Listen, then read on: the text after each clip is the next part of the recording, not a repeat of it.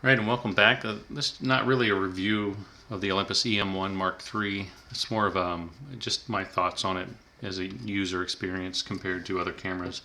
Um, Primarily use Nikon Z-mount cameras, so I have a Z7 and a Nikon ZFC, which is the same sensor as the Z50 and the DSLR, the Nikon D500, which is sort of a higher end DSLR for Nikon. So this full frame camera, the Nikon Z7. This is the original Z7, not the Mark II. And as you can see, the E-M, just real quick, the size, the E-M1 Mark III and the Z7, not a drastic difference in the size of the body, but there is going to be a pretty big difference in the lenses once you start getting into bigger lenses. This is on the Z7, the 24 to 70 f4 lens. It's a collapsible lens, so it's collapsed right now. I'll open that up in just a minute. And this is the on the Olympus E-M1 Mark III, the 12 to 40 f2.8 lens. So it's a 2.8 aperture constant, from 12 all the way out to 40, which is like a 24 to 80 millimeter equivalent on a full frame. And f2.8, by the way, would be like a depth of field like 5.6 on a full frame camera. But you're still, f2.8, you're still gathering more light than you would on the f4 lens on the Nikon. I mean, as far as, being able to get a higher shutter speed. There's a big debate about the equivalence and so on. I'm not going to get into that too much, but I just wanted to say, there is a 2 times crop factor on the E-M1 Mark III micro four thirds cameras versus a full frame camera like the Z7. So 24 millimeter lens on a Z7 is 24 millimeters. 12 millimeter lens on a micro four thirds camera like this would be 24 millimeters, so 12 times 2. And that same goes for the depth of field. So 2.8 times 2, that's going to be about 5.6 aperture, as far as depth of field goes again. But 2.8, you're still getting the extra light. So you can get a little faster shutter speed than you could, like on the f4 if you're stuck at f4. So anyway, I got the E-M1 Mark III because I'll just kind of spin it around. There's tons of videos out on the E-M1 Mark III and E-M1 Mark II, which is very similar to this, except for it doesn't have a joystick for autofocus. So if you want to see the in-depth videos of that, there's lots of other videos out there about that, but I'm just talking about my own experience with this and reasons why I got it, and just how it compares to a few other cameras I have. So I just kind of spin it around here just so you can see as I'm talking. So this camera I bought used in the box. It looked like everything came in the box.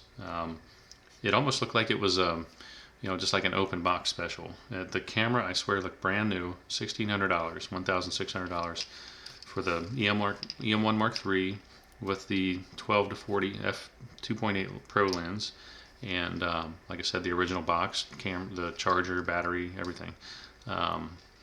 So size and weight is really not much different than the Z7 with the 24 to 70 kit lens. But as you know, or you may know, micro four thirds sensor is a lot smaller than the full frame. I also have a Nikon ZFC, which is recording this, which is the same as a Z50 and a D500 again. And just real quick on the specs of the sensor, this sensor is rated at the DxO website as about 12.8 for the dynamic range, and as far as the ISO score, high ISO quality, it's basically just about the same as the ZFC, which is an APS-C size image sensor. And again, Z50 and D500, same thing. Same camera, same sensor. Not same camera, but the same sensor. So there's really not an extreme difference when you're talking about micro four thirds to APS-C.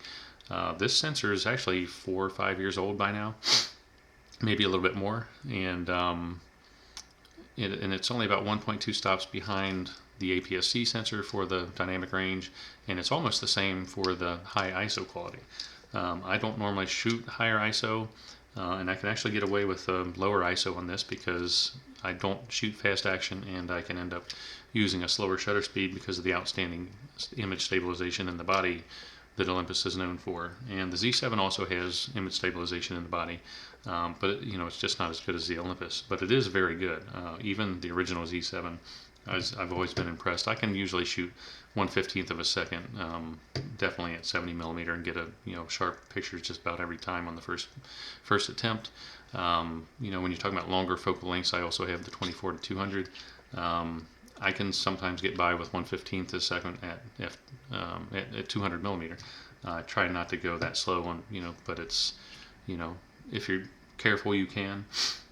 But Olympus is known much more for image stabilization than Nikon and some other cameras. But yeah, so I can get away with a lower ISO because I can use a slower shutter speed, and if you're using a faster lens, I can still get the depth of field I need, because again, f2.8, that's like 5.6 on the Z7. So if I needed more depth of field, which I often do, you don't shoot everything at like razor thin depth of field. Like an f1.2 lens on a full frame, for example. I find it challenging to find situations where I could actually use that shallow of a depth of field. So I can actually end up with a lower ISO on this and still, not have to worry about my degrading the dynamic range, because the higher you go in ISO, the more dynamic range you're going to lose on any camera. So that's, that debate you get into about full frame versus micro four thirds. But I just wanted to get rid of, I had a Fuji X100F, and it was just kind of sitting around, wasn't using it much, and I thought, well, I'll just go ahead and sell that, still get a good price for those. And had some money saved, and just thought I'd go ahead and buy this because I found this on eBay. And again, it had a very low shutter count too. It was probably less than 2,000 shots if I remember right. And I swear I could not find a mark on this camera. It looked like brand new. And again, it has a nice fully articulating screen, just like my ZFC does actually.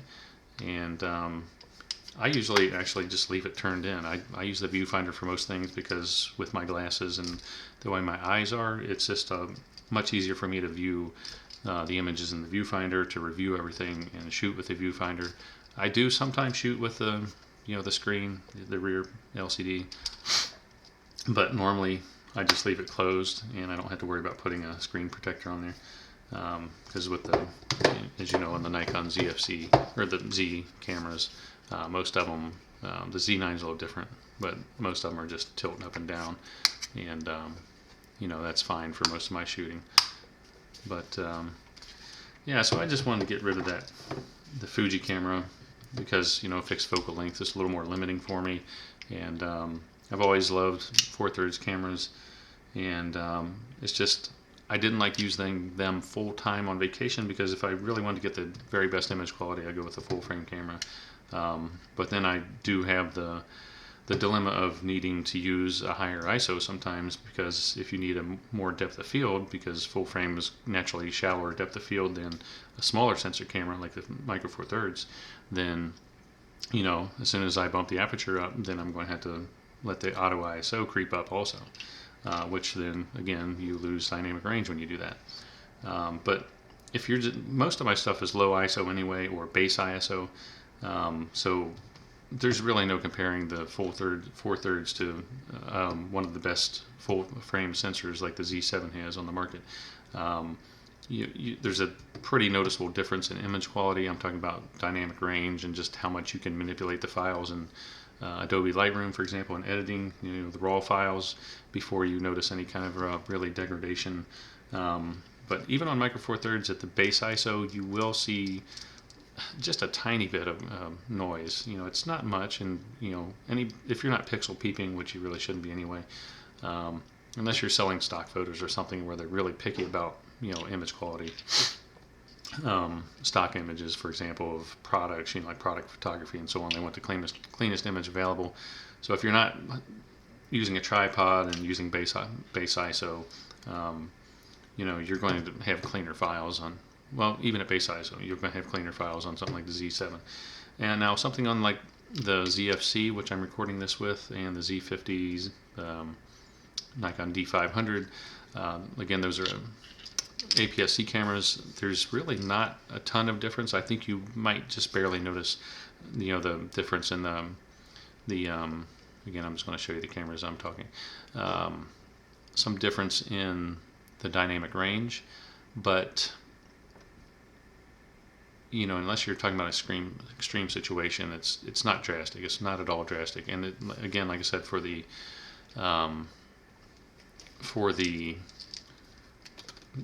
high ISO quality, it's almost the same, which is kind of interesting. So this is a really comfortable body. You know, 2 card slots, SD cards. Only the first one is UHS 2, the other one's UHS 1. People complain about that, but I don't shoot high burst, you know, anyway. So I'm just mostly just one photo at a time. Almost never shoot continuous, but I mean, just tons of controls everywhere on it. I do like Nikon, you know, they have all the external controls you'd want, like the joystick for switching between switching the focus points, and also touchscreen, and this touchscreen on the E-M1 Mark III. I do love the little video switch here on the Nikon Z cameras for switching between photo and video mode.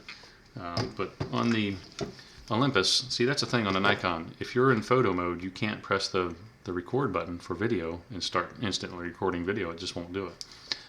But that's a nice thing about Olympus. You know, when you press the record button for video, even if you're just in like aperture priority, just a normal photo mode, you can start shooting video instantly, and it'll just pick up the video settings that you had set in the camera.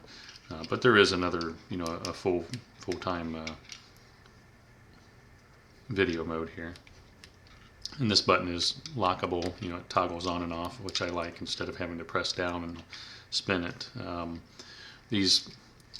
The way the front and rear dials are, these are some of the most comfortable dials. You know, they're really, they've got a nice sharp edge on them, so if you're using gloves or if it's your fingers are sweaty in summertime, I mean, it's just a really, really good buttons. And you know, the shutter button right there on the front one, it's just really comfortable. And Nikon, theirs is kind of buried here right above or right below the shutter button, which is still fine, but if you're wearing gloves, sometimes that can be a little more difficult to turn, because it's a little bit more recessed and it's not as aggressive on, you know, this knurling or whatever you want to call it on the dials on the Olympus.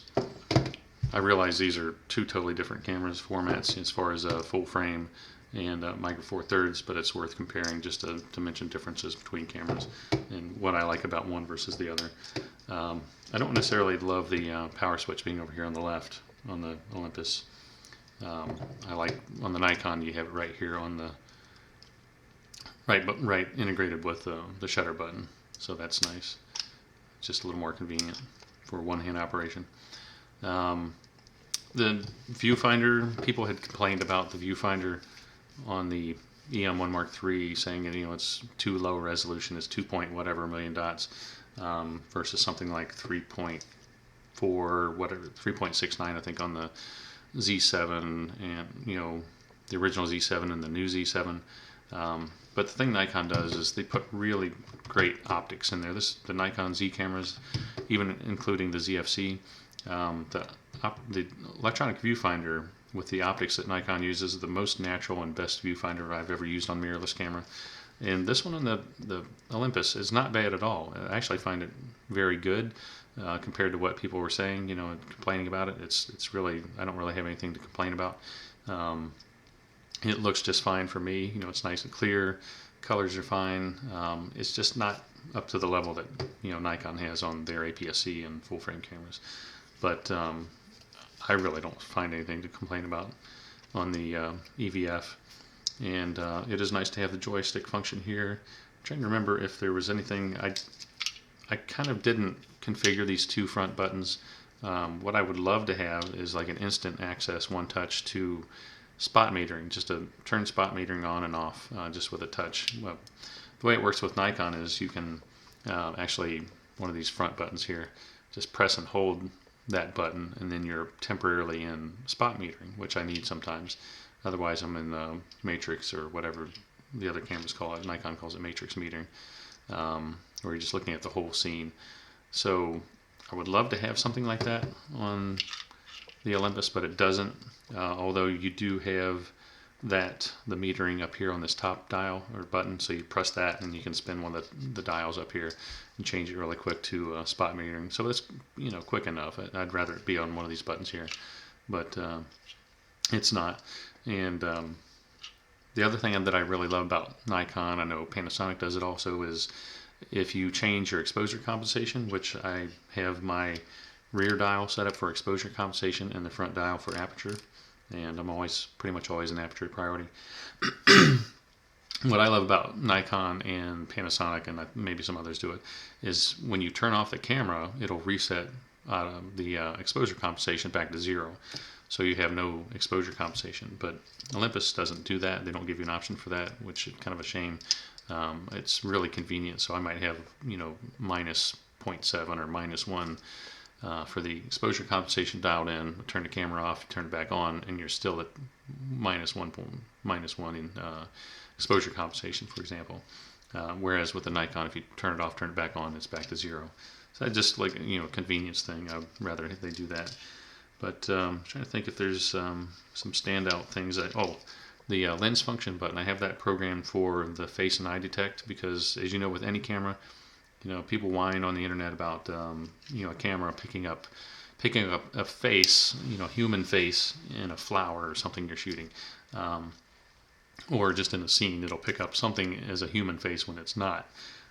So you turn off face and eye detect, and I usually have that off in my Nikon. But on Sony and also on the Olympus here, you can just program one of these buttons to like turn it on and off. I think on the Sony, it was actually a situation where you could press and hold and have the face and eye detect, but this one is just sort of, you press it once and it turns it on, press it again, it turns it off. And so you'll see the little icon in the screen, and that's really convenient.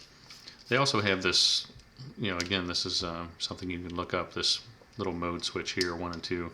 And you can customize the camera to like instantly switch into doing other things when you flip that to 1 versus 2. But again, that's something, with the style of photography I have, I don't really need a whole lot. I just need to change my aperture all the time. I need to change exposure compensation all the time. I would like to have quick access to ISO. I normally use auto ISO with maximum ISO probably set to like 1600 on my Z7, just because I don't, why would I need to go higher? Usually don't, because I'm usually shooting stuff that's not moving. And then on, Micro Four Thirds camera, I just set it to 400. Because again, I can shoot at f2.8 and get depth of field like 5.6 on a full frame, and so that gives me more depth of field that I might need, and it gives me a little faster shutter speed, and so then I don't need to get very high on ISO. So those are the things I need quick access to anyway. There's a ISO button here dedicated right on the side. I believe you can change that into something else in the settings, but I leave it set for that, and also leave the exposure compensation set for exposure compensation, but I don't really use it because I just use the rear dial. And let's see, trying to think if there was any things I have customized about this that may be helpful to some people. But these menus are a little busy in the Olympus cameras, but I did set up the My menu. I have like 3, let's see here, I believe I have 3 pages set up, 3 pages of functions set up for the My menu. Like face priority, I just go through them real quick. Things that I want access to pretty quickly. The face priority, face and eye detect, but I really don't need that because I have it on this button over here on the lens. Auto ISO control, so I can get to my auto ISO settings really quickly there. Card setup, which is going to be where I can like quickly delete all the images on the card or format a card. Image quality, bracketing, some autofocus stuff, which I usually leave the autofocus illuminator off. It's a little light in the front that where is it? Right up here, I think. That would shine a bright light on something if it's dark, but I don't really want that. I don't normally need it because this actually focuses really good in low light. That's the other thing, is Nikon hasn't been known for that in their early release of the Nikon Z mount cameras, but Olympus, this E-M1 Mark III is really good in low light with the autofocus. It'll focus really good. Next page, have quick access to the button functions and the dial functions for changing that if I ever need to. Image stabilization on and off. What else we have here? The well, I forget exactly what to call it, but it's basically where I can get into the self timer. I mean, it's the shooting mode where you can go from single image or burst shooting or setting a self timer. So I have that there. Handheld high res shot. That's a really nice feature. You can get what is it, 40 something or 50 megapixel or something like that with a handheld shot, but it does take a few seconds for the camera to combine those together, so it's something you have to use for just like one shot, and you can wait several seconds and wait for it to be finished. It's definitely not for anything moving. Some video mode settings, and same thing on page 3. There's really not a whole lot that I have in there. I usually just go through all the menus, get a camera set up, and have it set the way I want to before I start shooting, and then I just don't really need to touch it anymore. That's really about it. That if I had to pay full price for this, I don't think I would, because I just don't need it. I have the Z7, I have the ZFC, and now I have this. So the Z7 and the ZFC can share different, the same lenses, because they're Z-mount lenses. I also have the 45mm f1.8, which is the famous high quality lens for the Micro Four Thirds. It's an Olympus lens, and it's just an outstanding lens. You get more shallow depth of field. Shoot at 1.8 all the time. You get this more shallow depth of field, a faster shutter speed, and the bokeh is really nice. It made some really beautiful photos with this lens. Different cameras over time. I had the original E-M5. I've had the original E-M1, and I have the E-M3. I've had a Panasonic GH5 in the past and a G9.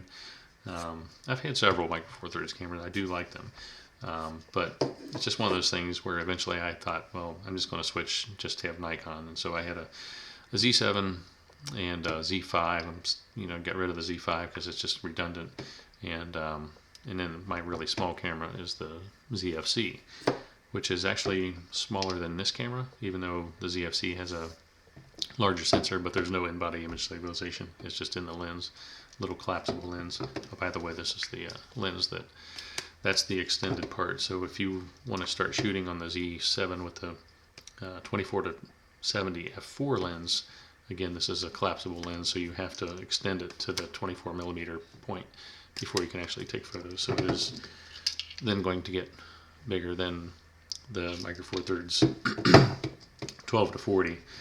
But the thing with the lenses is the full frame lenses, as soon as you start getting into higher, more, the higher aperture, the wider aperture lenses, like the f1.8 lenses. I don't have my other lenses out here. I have an 85 f1.8, the 35 1.8 Z-mount lenses, and the 24 to 200, along with this 24 to 70 f4, and they do get definitely a lot bigger than the Micro Four Thirds lenses. So while the body is pretty much the same as the full frame body, the Olympus compared to the Nikon Z7, you do get really outstanding image stabilization in the body on the E-M1 Mark III, but you also get, you'll have smaller lenses even as you get into the wider aperture lenses. I mean, this is like a 90mm equivalent f1.8. Look how tiny it is. It's got a 37mm filter thread on the front. It's pretty small. So anyway, I just wanted to go over my thoughts on this, and just, people are going to say I'm rambling, but I'm just giving my thoughts. I swear people on YouTube can just, be real jerks sometimes. My theory is, or my thing is, if you don't want to watch a video, just, change the channel, go to somebody else's channel, watch another video. There's tons of videos out there on cameras, and I know some people, for whatever reason, appreciate my videos, otherwise they wouldn't be subscribing. So this is kind of a video I make. I'm sorry to be rambling on about that, but I do get some comments from people that, just being pretty mean about it. So anyway, this is my E-M1 Mark III, which again, found it almost brand new for $1,600. Got it from Japan, actually. It's not a US model. so I probably would have problems if I try to get Olympus here in the US to work on it. But you know, I'm willing to take chance because I'm trying to remember the only cameras I've ever had to send back in my, you know, since 2004 or 6, whenever I started buying the higher end cameras, was a Nikon D200. I don't think I've ever, maybe I did send my D700 in for something. I've had the D700 since 2008 through 2012, I think. But all these other cameras I've had, I just don't really have any problem with them. Don't have to send them in, and I don't tend to have accidents, so I don't need to have them repaired for accidents. So, you know, sometimes I'm willing to take that chance. If I were buying a more expensive camera and it was going to be my primary system, then yeah, I would buy a US model and get the US warranty and be able to have access to the repair center if I need it. Oh, there was one other thing I was going to mention. The extra batteries, just some little case to keep them in. They don't fit in. I've got another Think Tank battery pouch that's like, they call it like a DSLR battery pouch, and it fits fine for these batteries in my Nikon Z7, which is, you know, like a EN-EL15. So this type of battery fits that just fine. Fits batteries from like a DH5 and all kinds of other cameras. But these batteries in the, well, I'll show you this one. The batteries in the E-M1 Mark III are a little bigger, a little bit wider. They won't fit in that other pouch I have. So what I found this from Think Tank, and you can only get one in there. But what it is, it's like it holds 6 AA batteries. So normally you'd have 3 batteries here, 3 batteries here, and then you would have batteries in both of these. But with this, was it BLH1, whatever it is, the battery for the Olympus E-M1 Mark III, it fits perfectly in here. You can only get one because if you put another one right here, it's just going to be too thick to close. But if you need something, this is a Think Tank, and it's a AA battery holder. And so if you look at that, you'll find those on Amazon. And if somebody's curious about it, I can put the link in the description. But it holds one battery just perfectly. And by the way, if you haven't already seen it, I'll put a link to my photo gallery from the E-M1 Mark III in the description below the video. So there'll be a lot more photos in there as I have more time to get out and shoot. I've only had this since probably, well, maybe a month or so now. Can't remember exactly. But yeah. I'll get more photos in there as quick as I can, but there's pretty many in there right now, so you can get an idea of the image quality and how I normally shoot.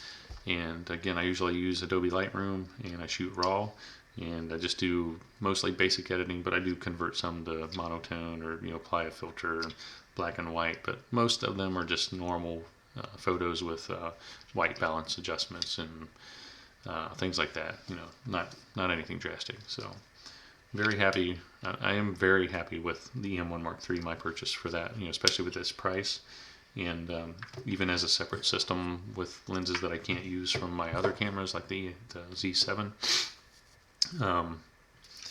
Really happy with it, so I'm glad I bought it, and no regrets at all. And yes, I am a very happy full frame Nikon user, and again, the Z7 has one of the very best rated image quality or image sensors on the market for a full frame camera.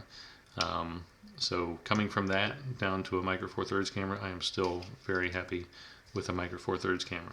And I've got tons of pictures that I really love for Micro Four Thirds cameras, and I've got a ton of pictures from APS-C, like Fuji cameras, and also Nikon cameras that I like, APS-C and full frame. So anyway, hope some of this was useful, you know, if you're trying to decide about something, or just wanted some more thoughts on something like buying an E-M1 Mark III. If I had to buy something new right now from Olympus, I probably would wait until they come out with a new release.